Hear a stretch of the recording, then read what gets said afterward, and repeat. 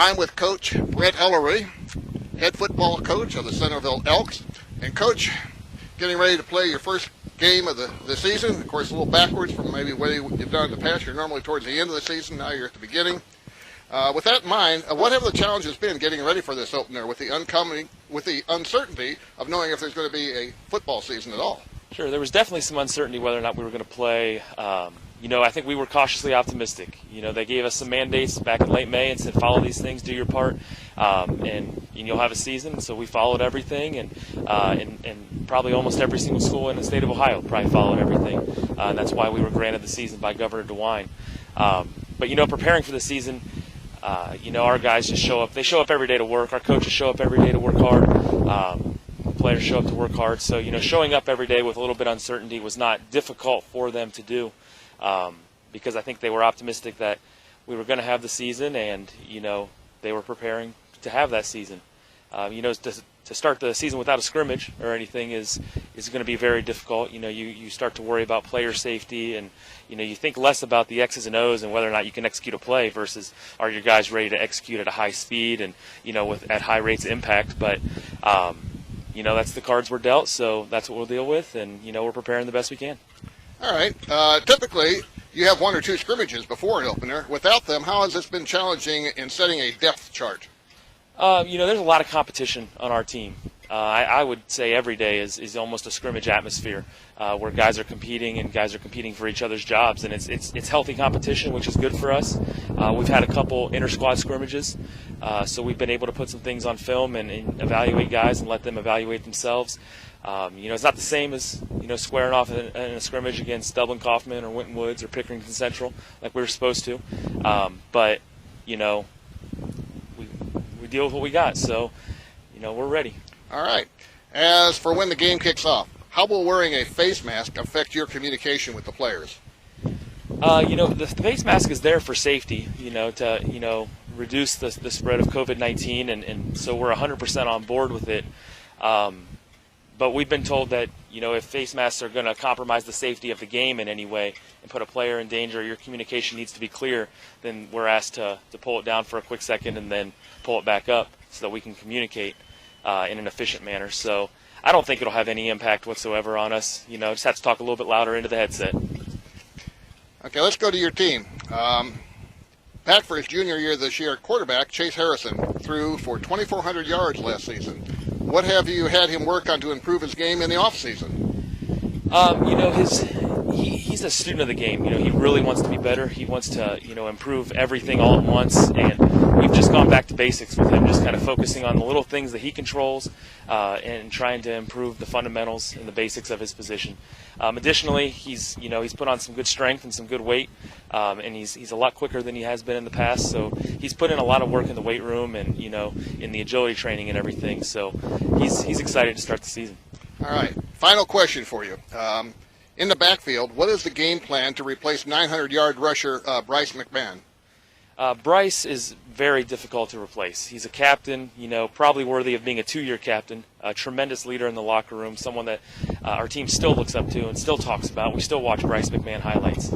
So replacing him is going to be very difficult. But, we got a few guys on our depth chart that we're confident can go out there and, together they can get that job done and, hopefully, be able to fill that void.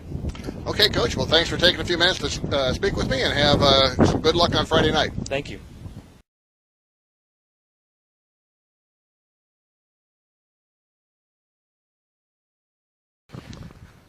I'm with Coach Dave Miller, head coach of the Fairmont Firebirds varsity football.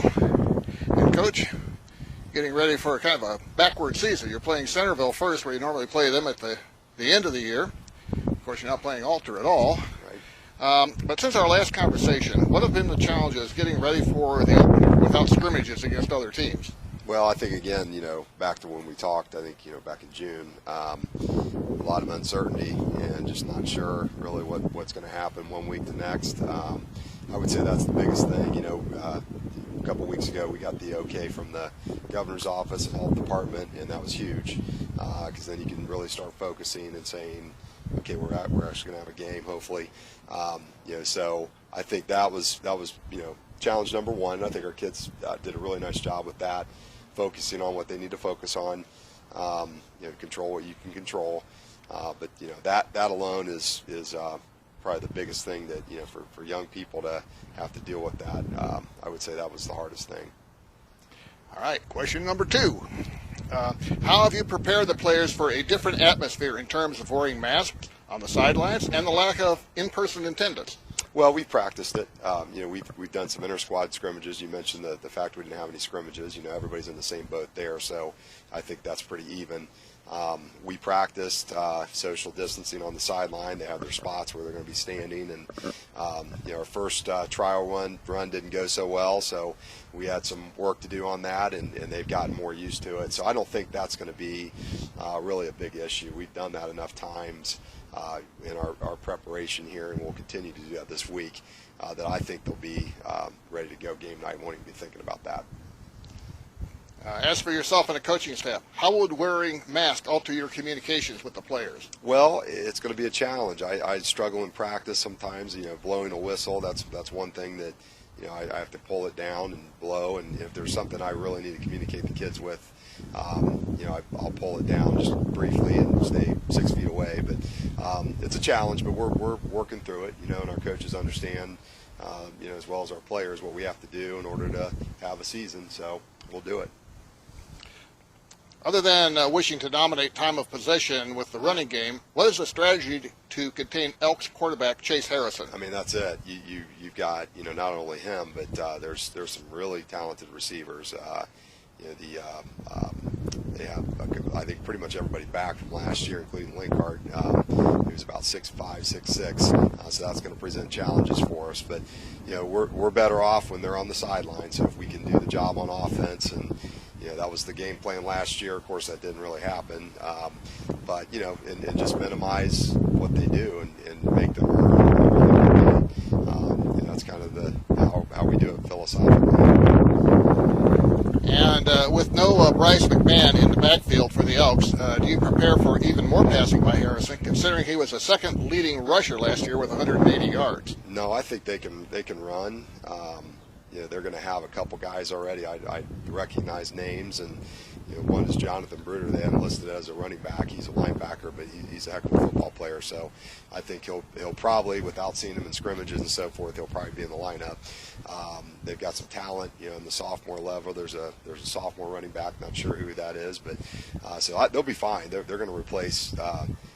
He was good. Bryce was a good running back. Not taking anything away from him, but they'll have some other guys that'll go in there, and you got to defend it.